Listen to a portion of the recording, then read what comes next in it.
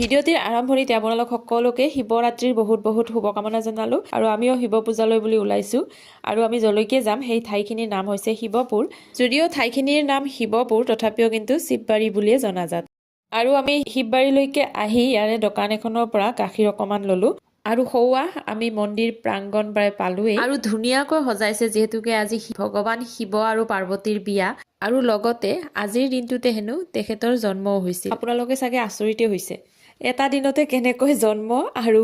বিয়া হ'ব পাৰে নহয়নে বাৰু আসলতে আজিৰ এই দিনটোতে ভগৱান শিৱৰ জন্ম হৈছিল আৰু কেইবছৰমান পিছত সেই একেটা তাৰিখতে তেখেতৰ বিয়াও হৈছিল আৰু সেইবাবে এই পবিত্ৰ দিনটোতেই শিৱৰাত্ৰি পালন কৰা হয় এতিয়া কিমান দূৰ সত্য মই ভালদৰে নাজানো মই এটা ভিডিঅ'ত পাইছিলো বাবে আপোনালোকক জনালো আপোনালোকে যদি এই বিষয়ে কিবা জানে তেতিয়াহলে মোক কমেন্ট কৰি জনাবলৈ কিন্তু নাপাহৰিব